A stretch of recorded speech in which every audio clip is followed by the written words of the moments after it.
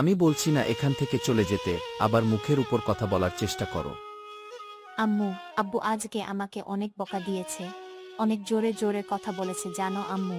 আব্বু অনেক কৃপণ, আমি বললাম গাছে কিছু ফল রাখতে, আব্বু রাখলো না। ও তুই কিছু মনে করিস না, তোর আব্বু তো এমনই, কিন্তু তোকে অনেক ভালোবাসে, যত্ন করে। তোর জন্যই তো আজকে বাজার করে নিয়ে এসেছে। যাও গোসল করে এসো, দুপুরে খাবার সময় হয়ে গেল। তোমাদের রান্না, তোমাদের খাবার তোমরা খাও, আমার ক্ষুধা নেই, আমি খাবো না।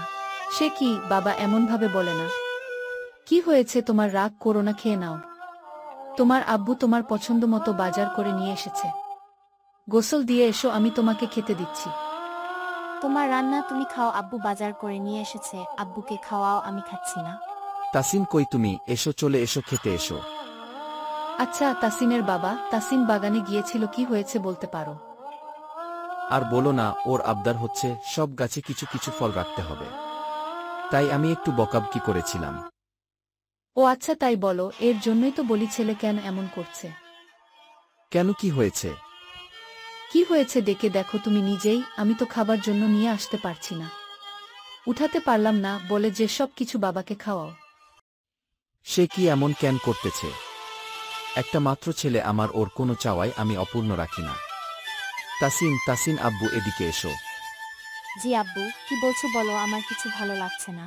আমি বাজার করে নিয়ে এসেছি তোমার জন্য, তোমার পছন্দ মতো। তোমার আম্মু রান্না করেছে, খাওয়ার সময় হয়েছে, কিন্তু তুমি নাকি খেতে যাও না। কেন খাবে না? আমি বলছি তো আমার ক্ষুধা নেই, তোমাদের খাওয়া, তোমরা খাও। কি হয়েছে আব্বু তোমার, বলো। কেন তুমি এমন করো? আমাকে বলো দেখি, আমি তোমার জন্য কি করতে পারি।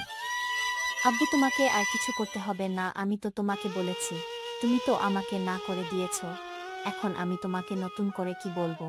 আচ্ছা আমি বুঝতে পেরেছি, তুমি বাগানে গিয়েছিলে, বলছিল যে গাছে আম রাখতে, এটাই তো। কিন্তু অনেক টাকা লস হয়ে যাবে, এখন তো আমের অনেক দাম। তাছাড়া আম ছাড়া তো বাগানে আরও অনেকগুলো ফল আছে, সেগুলোকেও বিক্রি করতে হবে। জি আব্বু, তুমি সব ফল বিক্রি করে দাও, আমারও পেটে ক্ষুধা নাই। আয় বাবা, অমন করে না, খেয়ে নে। হ্যাঁ কাছে আয় বাবা, চল খেয়ে নিই।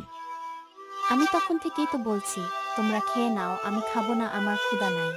আচ্ছা ঠিক আছে, আমাকে বলো বাবা, কি হয়েছে, সমস্যা কি? আমাকে খুলে বলো দেখি, আমি সমাধান করতে পারি কিনা। আমি তোমাকে তো আগেই বলেছি যে গাছে কিছু ফল রাখতে, তুমি তো কোনো মতে রাজি হও না, সব ফল পেড়ে বিক্রি করে দেবে বলছো, এই জন্যই তো আমার এতটা খারাপ লাগছে তোমার এই সমস্ত কার্যক্রমের জন্য। মাঝে মাঝে মানুষকে বলতে শুনেছি তুমি কৃপণ। সে কি আব্বু, তুমি এসব কি বলছো? হায় হায়, ছি ছি।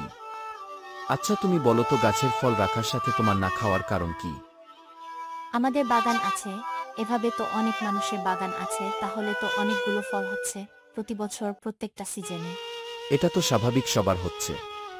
কিন্তু আমার কথা হচ্ছে, আল্লাহ পাক আমাদের সবাইকে সৃষ্টি করেছেন, আমরা মানুষ, আমাদেরকে জ্ঞান দান করেছেন, আমরা বিভিন্নভাবে আহার করে থাকি, জীবের শ্রেষ্ঠ আল্লাহর সৃষ্টি আমরা মানুষ।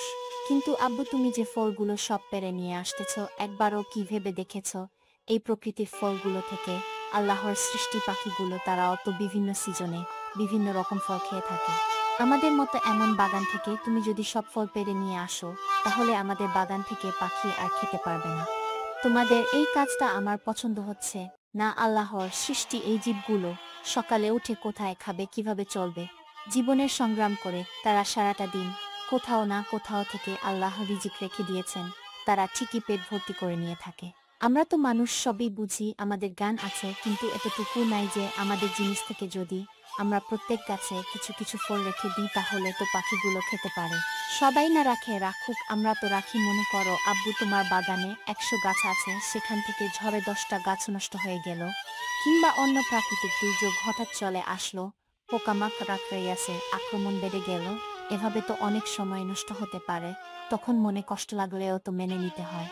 তোমার কথা ঠিক আছে বাবা, এইটা অস্বাভাবিক কিছু না, এমন হয়ে থাকে।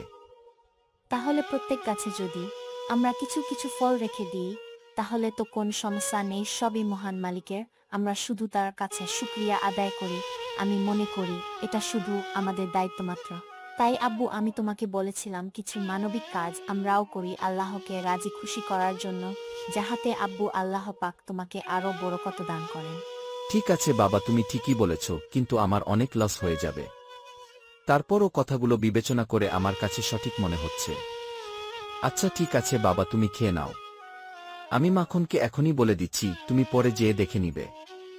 এখন তো খেয়ে নাও।